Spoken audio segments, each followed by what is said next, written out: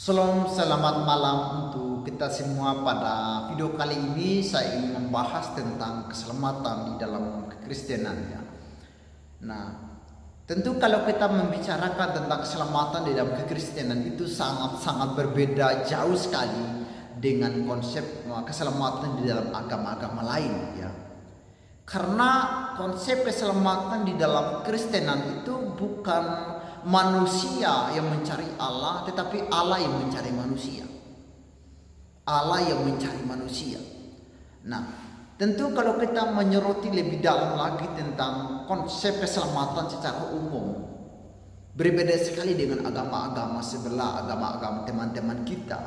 Kalau teman-teman kita itu membicarakan tentang mereka itu diselamatkan karena perbuatan baik yang mereka lakukan, karena mereka melakukan amal sehingga mereka diselamatkan. Itu dalam konsep keyakinan yang mereka miliki ya. Tetapi kalau dalam kekristenan sendiri itu sangat-sangat berbeda jauh sekali dengan konsep keselamatan dalam agama lain ya. Karena di dalam kekristenan sendiri bahwa keselamatan itu hanya bisa diterima dengan iman dan bukan karena dengan perbuatan baiknya. Nah, dan ini sesuatu hal yang perlu kita tanamkan di dalam diri kita sebagai orang-orang percaya, terlebih khususnya bagi teman-teman yang sedang melanjutkan studi di teologi dan sebagainya.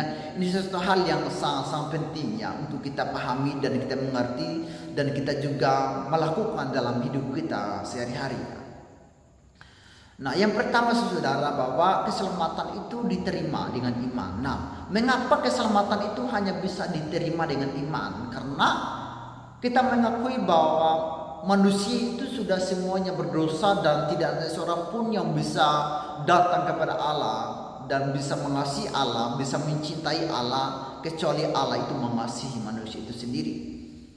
Jadi sedangkan konsep dosa dalam kekristenan itu bukan hanya sekedar apa yang kita lakukan, apa yang kita katakan, apa yang kita berbuat, tapi dosa itu memisahkan atau menjauhkan kita dari hadirat Allah, dan itu tidak bisa dilakukan oleh siapapun untuk mendamaikan antara manusia dan Allah, sehingga butuh yang namanya Yesus Kristus. Nah, Allah melihat di antara semua manusia tidak ada seorang pun manusia yang sempurna, sehingga untuk menyelamatkan manusia yang berdosa ini butuh manusia yang sama sekali tidak berdosa ya.